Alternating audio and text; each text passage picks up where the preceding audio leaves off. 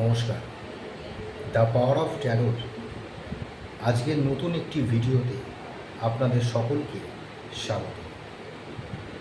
আজ আমি আলোচনা করব কৌশিকী অমাবস্যা নিয়ে। আমাদের বছরে যে 12টি অমাবস্যা পড়ে তার মধ্যে সবচেয়ে গুরুত্বপূর্ণ এবং সবচেয়ে শক্তিশালী অমাবস্যা হল এই ভাদ্র মাসে কৌশিকী অমাবস্যা। এই কৌশিকী অমাবস্যা কেন এত গুরুত্বপূর্ণ সে সম্পর্কে আমি নতুন করে কোনো কিছুই বলবো না। শুধু এই ভিডিওটা এই কারণেই তৈরি করছি, আমাকে কৌশিকী অমাবস্যা নিয়ে অনেকেই রিকোয়েস্ট করেছিলেন হোয়াটসঅ্যাপে যে আপনি যেহেতু তন্ত্র মার্গেও আছেন, তার জন্য এই অমাবস্যাটাকে আমরা কিভাবে কাজে লাগাতে পারি এবং এমন একটি উপাচারের কথা যদি আপনি বলেন যার দ্বারা আমাদের জীবনের বাধা বলুন বা জীবনের অর্থ সংকট বলুন বা জীবনের আমাদের চলার পথ যাতে সুগম হয়, তার জন্য যদি কোনো শক্তিশালী উপাচারের কথা আপনি বলেন তাহলে আমরা উপকৃত হই। তার জন্যই আজকের আমার এই ভিডিওটি তৈরি করা। যদিও বা তন্ত্র রিলেটেড ভিডিও কিন্তু কখনো আমি আমার চ্যানেলে প্রকাশ করতে চাই না, কারণ যারা আমার কাছে এসছেন তারা জানেন যে রিয়েল তন্ত্র বলতে কি সেটা কিন্তু আমি হাতে করে সেই ক্রিয়া কিন্তু আমি দেখিয়েছি। তাই এই উপাচার বা এই ধরনের কোনো কিছুই আমি প্রকাশ করতে চাই না। তাই আপনাদের অনুরোধে, যারা অনুরোধ করেছিল আমাকে, যারা হোয়াটসঅ্যাপ করেছিল আমাকে, তাদের জন্য এই কৌশিকী অমাবস্যার এই ভিডিওটি আমি তৈরি করছি। এই বছর কৌশিকী অমাবস্যা যেটা লক্ষ্য করা যাচ্ছে সেটি হলো 10ই সেপ্টেম্বর বৃহস্পতিবার। কৌশিকী অমাবস্যা পড়েছে 10ই সেপ্টেম্বর বৃহস্পতিবার সকাল 10টা 11 মিনিট। আমি একদম পার্টিকুলার সময়টি বলছি। অমাবস্যা বৃহস্পতিবার 10ই সেপ্টেম্বর সকাল 10টা 11 মিনিটে কৌশিকী অমাবস্যা কিন্তু পড়েছে। আর অমাবস্যা শেষ হবে 11ই সেপ্টেম্বর অর্থাৎ শুক্রবার সকাল 8টা 50 মিনিট।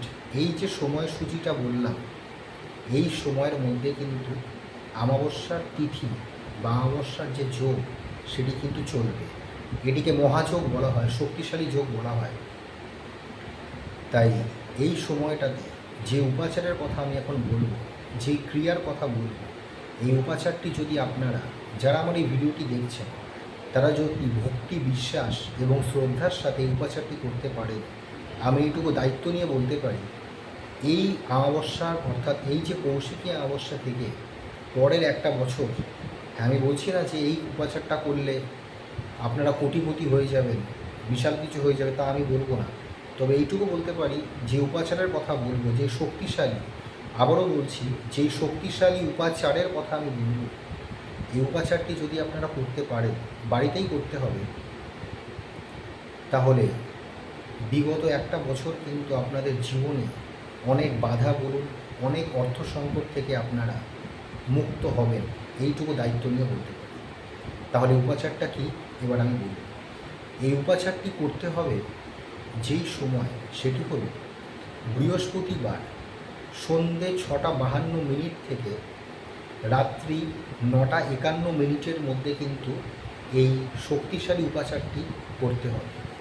আর যখন আপনি এই উপাচারটি করবেন বলে মনস্থির করছেন, সেই দিন কিন্তু আমিষ জাতীয় খাবার খাবেন না, অবশ্যই কিন্তু নিরামিষ জাতীয় খাবার খাবেন।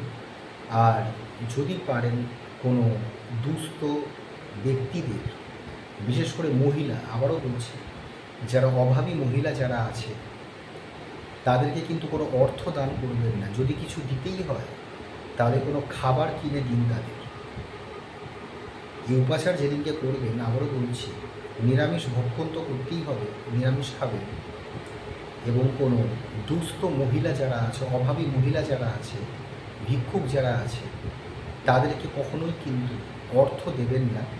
যদি কিছু দিতেই হয় খাবার কিনে দিন, কোনো খাবার কিনে তাদের হাতে দিন। এতে কিন্তু খুব ভালো ফল পাওয়া যায়। এই দিন দশকর্মার দোকানে দেখবেন লাল শালু কিনতে পাওয়া যায়। হ্যাঁ, লাল শালু। তার আগে এইগুলো জোগাড় করে নেবেন। একটি মাটির প্রদীপ কিনবেন, তিলের একটি তেল কিনবেন, তিলের তেল, লাল শালু কিনবেন, আতপ চাল কিনবেন, একটি মাটির ছোট্ট সরা কিনবেন, আর যেটা লাগবে সেটা হলো 5খানা লক্ষ্মী কড়ি। হ্যাঁ, কড়ি কিন্তু দু রকমের হয়, একটা নর্মাল কড়ি হয় আর একটা লক্ষ্মী কড়ি হয়। 5খানা লাগবে এই যে লক্ষ্মী কড়ি। আর যেটা লাগবে সেটা হলো টকটকে লাল কালারের কিন্তু সিঁদুর। এই সিঁদুরটা কিন্তু আপনাদের যেটা নেবেন একটু টকটকে লাল রঙের কিন্তু নেবেন। আর 5 টাকার একটি কয়েন যেটি হবে সেটি কিন্তু 5 টাকার কয়েন হবে। আর একটু জবা ফুল, আর কিছু লাগবে না। এই জিনিসগুলো নিয়ে আপনারা গৃহে করতে পারেন বা মন্দিরে গিয়েও কিন্তু এই উপাচারটি করতে পারেন। যেই সময়টি বললাম এই সময়ের মধ্যেই করতে হবে। আমি তো বলেই দিলাম অমাবস্যা কোন সময় শুরু হচ্ছে। মন্দিরে যদি করেন তাহলে দক্ষিণ দিকের কিন্তু মন্দিরে যেতে হবে, অর্থাৎ আপনার যেখানে গৃহ, আপনার যেখানে বাড়ি, আপনার বাড়ির দক্ষিণ দিকে যে মন্দিরটি পড়ছে অর্থাৎ কালী মন্দির, হ্যাঁ মাথায় রাখবেন, কালী মন্দির বা তারার মন্দির হতে পারে। কারণ কৌশিকী অমাবস্যা কিন্তু অনেকে মা তারার দিন বলা হয় কৌশিকী অমাবস্যার দিনটিকে। তাই যে কোনো কালী মন্দির যদি হয় তাহলে তো খুবই ভালো, বা যেটা বললাম মা তারার যে মন্দির, কিন্তু সেটা যেন দক্ষিণ দিকে হয়, সেখানে কিন্তু চলে যাবেন এই জিনিসগুলো নিয়ে। এইবার ওই যে মাটির সরাটি কিনেছেন ওই সরাটির মধ্যে লাল শালটি পাততে হবে, তার মধ্যে আতপ চাল দিতে হবে সামান্য পরিমাণ, 5খানা যে লক্ষ্মী কড়ি কিনেছেন সেটা দিতে হবে, জবা ফুল দিতে হবে। জবা ফুল দেবেন কিন্তু তিনটে জবা ফুল দিতে হবে। আর যে 5 টাকার কয়েন যেটা আমি বললাম সেটা কিন্তু দিতে হবে। আর সিঁদুরটা যেটা বললাম সিঁদুরটা কিন্তু ওই সরার পাশে কিন্তু রাখতে হবে, অর্থাৎ বাঁ পাশে, যেখানে আপনারা উপাচারটি করছেন সরার ঠিক বাঁ পাশে কিন্তু সেই জিনিসটিকে রাখতে হবে। এবার রেখে যারা দীক্ষা আছে, অনেকেই আছে দীক্ষিত যারা, তারা ওইখানে বসে, এবং কাজটা কিন্তু দক্ষিণ দিকে মুখ করে করতে হবে। যখন আপনারা এই উপাচারটি করবেন মুখটা যেন দক্ষিণ দিকে থাকে, দক্ষিণ দিকে মুখ করে যাদের দীক্ষা আছে তারা গুরু মন্ত্র জপ করবে।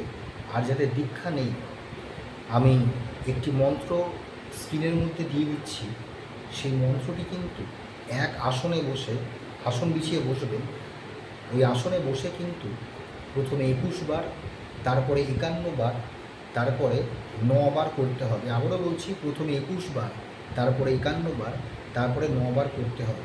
মন্ত্র যখন জপ করবেন সেই সময় কিন্তু যে মাটির প্রদীপটা কিনেছেন সেই মাটির প্রদীপটা কিন্তু জ্বালাতে হবে তিলের তেল দিয়ে প্রদীপটি জ্বালাতে হবে, এবং 8খানা ধূপকাঠি, 8টা ধূপকাঠি কিন্তু জ্বালাতে হবে যখন মন্ত্র জপ করবেন। জপ করা হয়ে যাওয়ার পর মন্দিরে যদি করেন সারাদিন কিন্তু ওই জিনিসটা ওইভাবেই থাকবে। অমাবস্যা যখন চলে যাবে, পরের দিন অমাবস্যা যখন চলে যাবে, তারপরে গিয়ে মন্দিরে গিয়ে ওই যে লাল শালুর মধ্যে যে জিনিসগুলো রাখলেন সেটাকে বাঁধবেন, যা যা রেখেছেন, চাল, কড়ি, তারপরে ফুল, এবং যে সিঁদুরটা পাশে রেখেছেন সেই সিঁদুরটাও কিন্তু তারপরে ওই লাল শালুর মধ্যে ঢেলে দিতে হবে। এবার আর 5 টাকার যে কয়েন যেগুলো রেখেছেন, তারপর ওটাকে বাঁধতে হবে, মানে লাল শালুটাকে বেঁধে একটা পোটলা তৈরি করতে হবে। এইবার ওই পোটলাটা যখন তুলবেন তখন মন্ত্র জপ করার সময় আপনারা মাটির প্রদীপ জ্বালিয়েছিলেন, ধূপকাঠি জ্বালিয়েছিলেন, সেইগুলো মাটির সরাতে তুলবেন। তোলার পর বাড়িতে যখন আসবেন ওই মাটির সরাটা কোনো জলাশয় আপনারা ভাসিয়ে দেবেন, যে কোনো জলাশয়তে আপনারা ওটা ভাসিয়ে দেবেন।